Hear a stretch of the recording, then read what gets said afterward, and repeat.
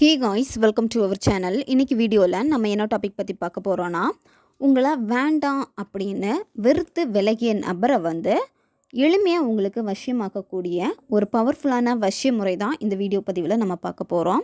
நீங்கள் கெஞ்சி போயிருப்பீங்க அந்த நபர்கிட்ட. இனிமேல் நீங்கள் கெஞ்சி போக வேண்டிய அவசியமே கிடையாது. இதை நீங்கள் செய்யுங்க.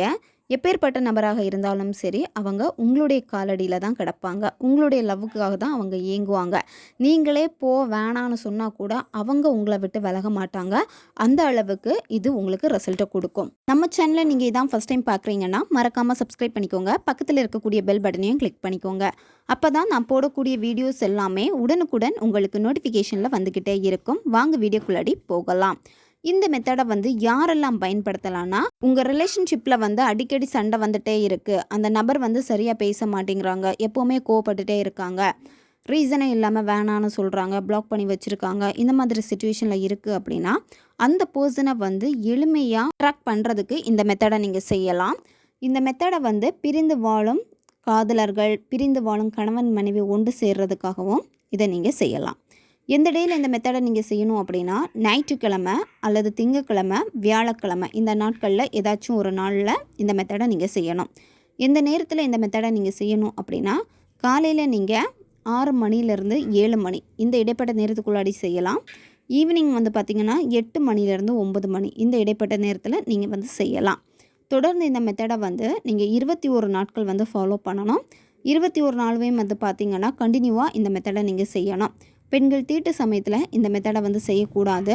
நீங்கள் நான்வெஜ் சாப்பிட்டுட்டு இந்த மெத்தடை செய்யலாம். நீங்கள் நான்வெஜ் சாப்பிட்டீங்க அப்படின்னா குளிச்சுட்டு தான் இந்த மெத்தடை நீங்கள் செய்யணும். ஒன் சைடு லவ்வில் இருக்கிறவங்களும் இந்த மெத்தடை செய்யலாம். நீங்கள் அந்த பர்சனை லவ் பண்ணுறீங்க, அந்த பர்சனுக்கு வேறு எந்த ரிலேஷன்ஷிப்பும் இல்லை, அவங்க சிங்கிளாக இருக்காங்க அப்படின்னா தாராளமாக பயன்படுத்திக்கோங்க. நன்மைக்காக மட்டுமே பயன்படுத்துங்க. தேவையில்லாத விஷயங்களுக்காக பயன்படுத்தினீங்கன்னா அதனுடைய பக்க விளைவுகளையும் நீங்கள் சந்திக்க நேரிடும். இந்த மெத்தடை அமைதியான ஒரு பிளேஸில் உட்காந்துட்டு தான் நீங்கள் இதை செய்யணும். வெறும் தரையில் உட்காரக்கூடாது. இதை வச்சு விரிவு போட்டு உட்காந்துக்கோங்க.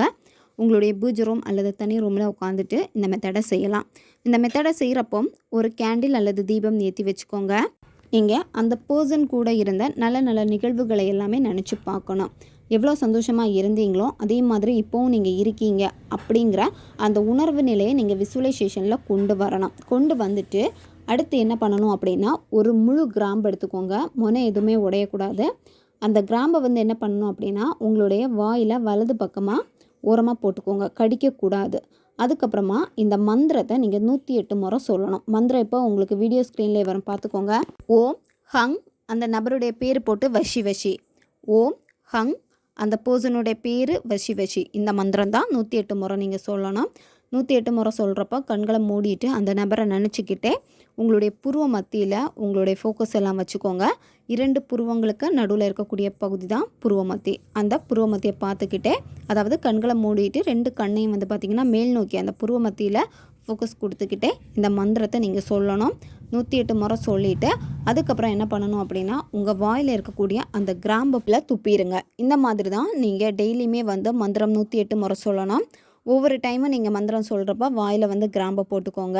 கிராம்பை வாயில் போட்டுட்டு நீங்கள் மந்திர ஜபங்கள் செஞ்சீங்க அப்படின்னா அது உங்களுக்கு சீக்கிரமாக சித்தியாகும். சரியா? அந்த அளவுக்கு கிராம்புக்கு வசியத்தன்மை இருக்குது. இந்த வசியத்தன்மையோட சேர்ந்து இந்த மந்திரமும் நீங்கள் சொல்கிறப்போ இது உங்களுக்கு எளிமையாக சித்தியாகும். நன்மைக்காக மட்டுமே பயன்படுத்துங்க. இப்போ நீங்கள் கண்டினியூவாக 21 நாட்கள் ஃபாலோ பண்ணிக்கிட்டே இருக்கீங்க அப்படின்னா, இடையில பெண்கள் அந்த தீட்டு சமயத்தில் செய்யக்கூடாது. அந்த இடத்துல கேப் விட்டுட்டு அதுக்கப்புறம் ஓல்டு கவுண்டிங்கில் இருந்து நீங்கள் கண்டினியூ பண்ணிக்கோங்க. யாரை நினச்சி இந்த மெத்தடை செஞ்சீங்களோ அந்த நபர் 21 நாட்களுக்குள்ளாடியே உங்ககிட்ட பேசுவாங்க. அவங்களுக்கு உங்களுடைய சிந்தனைகள் அதிகமாகும். 24 ஹவர்ஸும் உங்களை பற்றி மட்டும்தான் திங்க் பண்ணிக்கிட்டே இருப்பாங்க.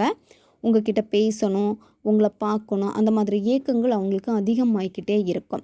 எப்போவுமே உங்ககிட்டயே தான் இருக்கணும்னு நினைப்பாங்க. அந்த அளவுக்கு இது உங்களுக்கு ரிசல்ட்டை கொடுக்கும். ஒரு எளிமையான வசிய முறை இது. தேவைப்படுறவங்க பயன்படுத்திக்கோங்க. ஓகே காய்ஸ், நம்ம சேனல் உங்களுக்கு பிடிச்சிருக்குன்னா மறக்காமல் சப்ஸ்கிரைப் பண்ணிக்கோங்க. வீடியோவை தேவைப்படுற உங்கள் ஃப்ரெண்ட்ஸுக்கும் மறக்காமல் ஷேர் பண்ணுங்கள். அவங்களுக்கும் இது உபயோகமாக இருக்கும்.